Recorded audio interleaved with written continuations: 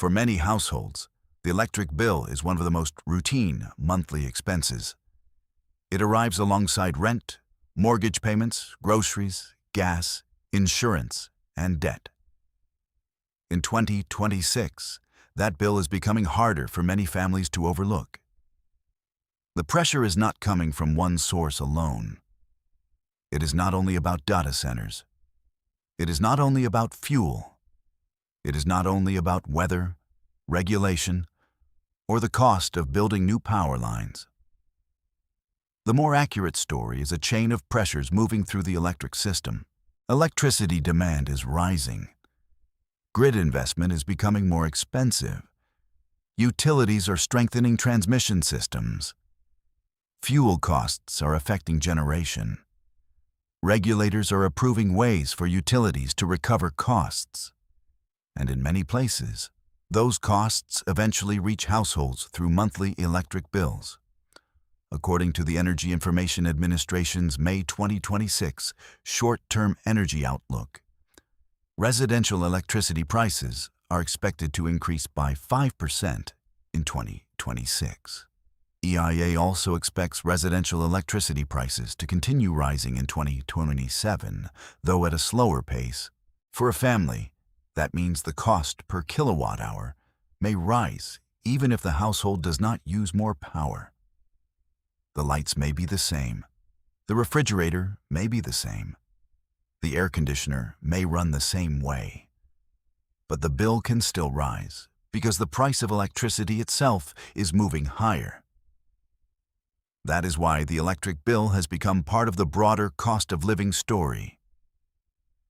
A higher utility bill may not look dramatic on its own, but it adds pressure to a budget already carrying higher housing costs, grocery costs, insurance costs, transportation costs, and debt payments. EIA says the largest residential price increases are likely to occur in East Coast regions, including the Mid-Atlantic, East, North Central, and South Atlantic. In those regions, average annual residential price growth is expected to be between 5% and 7% from 2024 to 2027. That regional pattern matters because electric bill pressure is not evenly distributed across the country. Some households may face modest increases. Others may see more noticeable changes depending on the local utility, the regional grid, fuel costs, infrastructure spending, and state regulatory decisions. EIA says utilities in these East Coast regions cite higher fuel prices for generation and expenses for strengthening the transmission grid against extreme weather and rising power demand. That sentence explains much of the hidden system behind the bill. A household does not only pay for the electricity it uses at home.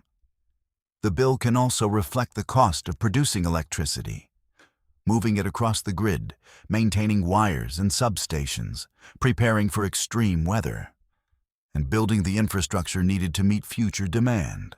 The electric bill is not just an energy bill. It is also an infrastructure bill. And in some cases, customers may be paying for infrastructure before it is finished. Reuters reported in May 2026 that millions of Americans are financing electric grid projects before they receive any benefit. The report focused on policies that allow utilities to charge customers for power plants and transmission lines before those projects are completed. The mechanism is known as Construction Work in Progress, or CWIP. Traditionally, utilities often passed major infrastructure costs to customers after projects were completed and placed into service. Under CWIP, customers can help finance projects while they are still being built. Utilities and regulators may argue that this lowers financing costs and supports needed construction. Critics argue it shifts financial risk to ratepayers before they receive the full benefit. Reuters reported that CWIP fees typically total several dollars per month on an average household bill. That may sound small in isolation, but for a household managing several rising costs at once, a few dollars here and a few dollars there can add up. it also changes the timing of who pays. The customer may begin paying before the new power plant or transmission line is completed. The project may be intended to strengthen the grid, support reliability, or meet future demand. But the monthly bill arrives. Reuters reported that at least 40 U.S. states now have some form of CWIP incentive. That is about twice as many as a decade earlier. The practice has become widespread, though not uniform. It does not mean every household pays the same fee. It does not mean every state uses the same rules. It does not mean every project carries the same risk. But it does show that early cost recovery has become a larger part of the utility policy landscape. For households, the question is direct. Who pays for the grid? When do they pay? And how much appears on the monthly bill? The demand side of the story is also changing. Reuters, citing EIA, reported that U.S. power consumption hit its second straight annual record high in 2025. EIA forecasts power demand will rise from 4,195 billion kilowatt-hours in 2025 to 4,248 billion kilowatt-hours in 2026, and then to 4,379 billion kilowatt-hours in 2027. That growth matters because the grid was built around assumptions about demand. When demand rises faster, utilities and grid operators may need more generation, more transmission, more reserves, and more investment. Some of that demand comes from households. EIA forecast residential electricity sales of 1,524 billion kilowatt-hours in 2026. But commercial electricity use is also growing. Reuters, citing EIA, reported commercial sales are forecast at 1,527 billion kilowatt-hours in 2026, slightly above residential sales. That matters because commercial demand includes large power users. Data centers are one of the most visible examples. EIA's Annual Energy Outlook 2026 says data centers are bolstering electricity demand growth. It also says data center server energy use is a major factor in projected electricity consumption growth through 2050. Reuters reported that demand is rising, in large part because of AI data centers, cryptocurrency, and broader changes as homes and businesses use more electricity and less fossil fuel for heat and transportation. The important point is caution. Data centers are part of the demand story. But they are not the only cause of rising electric bills. Fuel prices matter. Transmission spending matters. Weather preparation matters. State regulation matters. Utility cost recovery matters. Regional grid operations matter. The cost that reaches households is the result of several systems moving at once. Blaming one source would be misleading. Still, data center demand is important because large new loads can change utility planning. A grid that expected slow growth may now face faster growth. A utility that needs to serve large industrial or commercial customers may seek new investment. A regulator may approve cost recovery. And part of that cost can eventually appear in the retail rate paid by households and small businesses. The chain is straightforward. Industry demand becomes grid pressure. Grid pressure becomes utility investment. Utility investment becomes rate recovery. Rate recovery becomes household bills. The household does not need to understand every filing, every capacity auction, or every transmission plan to feel the result. It sees the final number on the bill.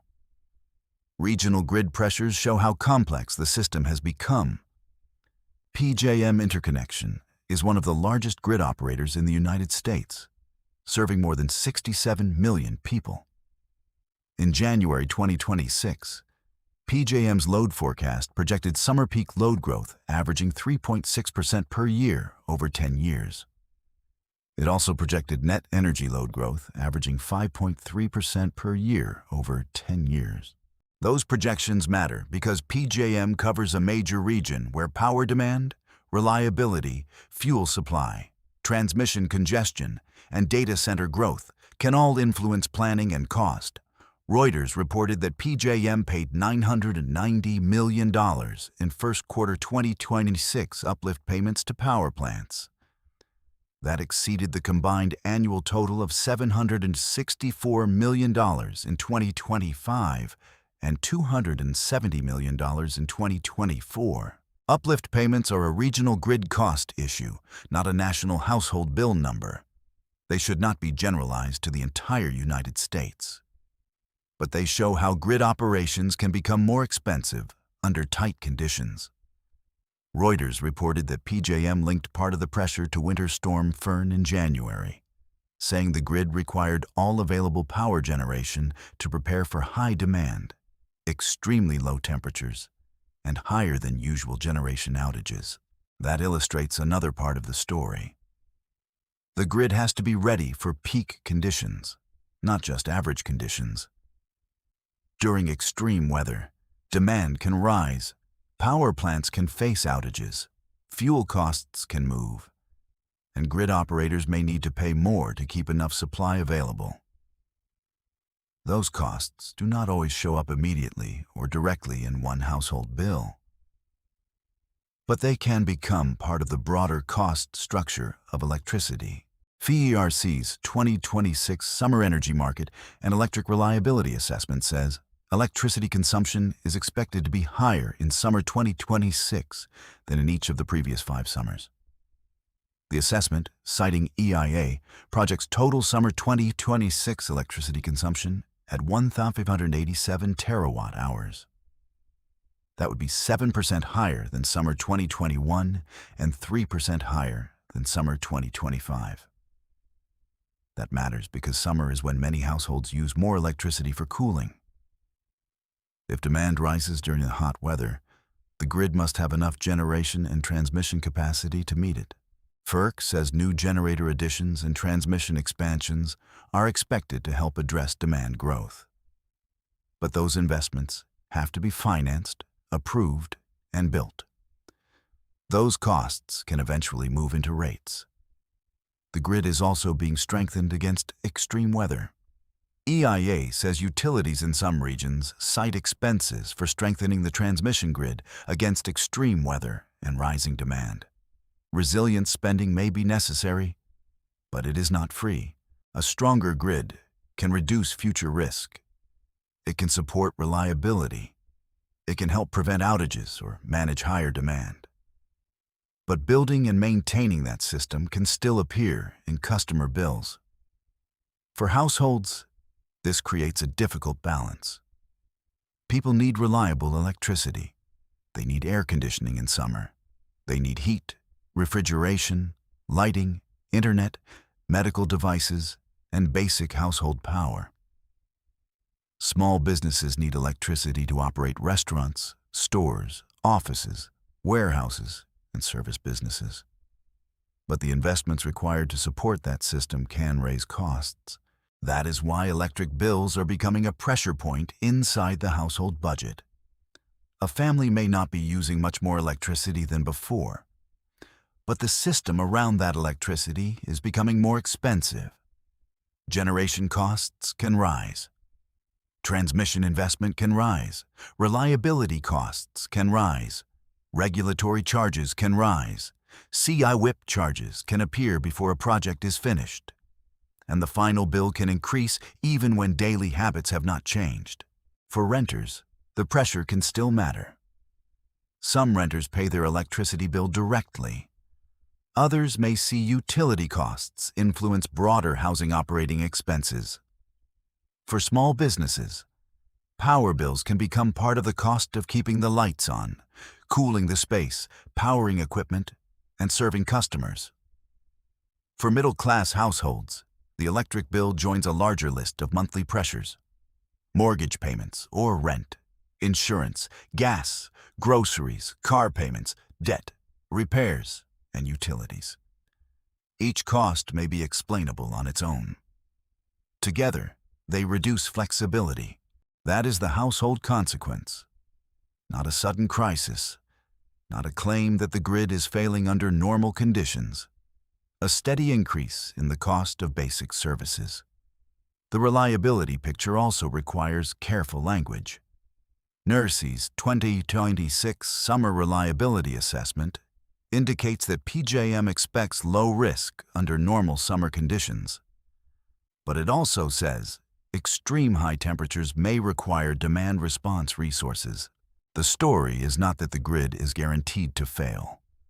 The verified point is more measured. Demand is rising, summer consumption is expected to be higher, and extreme weather can create additional stress. The same caution applies to long-term data center projections. EIA's annual energy outlook includes scenarios showing data center server energy use as a major factor in long-term electricity consumption growth. One high electricity demand case shows data center server energy use reaching 818 billion kilowatt-hours in 2050. That is a long-term scenario, not a near-term household bill estimate. It should not be treated as a guaranteed outcome. But it does show why data center growth is now central to conversations about the future grid. The current status is clear enough to matter. EIA expects residential electricity prices to rise in 2026 and continue rising in 2027. U.S. power demand is forecast to keep growing. Commercial electricity demand is becoming increasingly important. Data centers are a major part of long-term demand growth. Reuters reports that cost recovery before project completion is widespread across at least 40 states.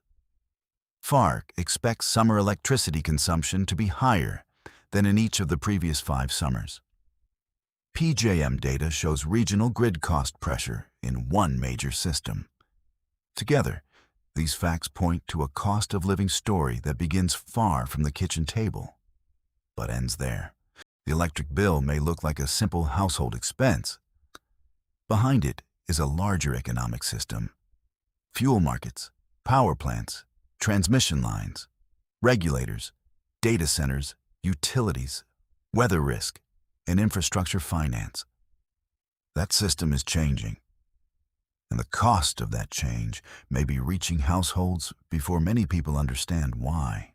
The next signals to watch are EIA updates on residential electricity prices and demand, state utility rate cases, COEP approvals, data center interconnection requests, PJM and other grid operator forecasts, FERC and NERC reliability assessments, natural gas prices, and regional household bill data.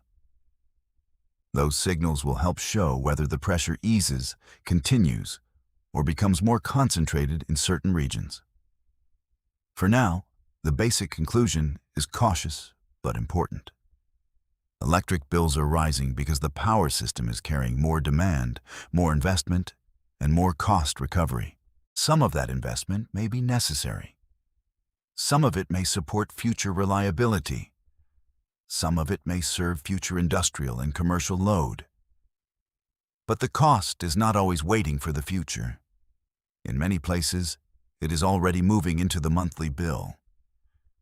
And for ordinary households, that means the grid of tomorrow can start affecting the budget today.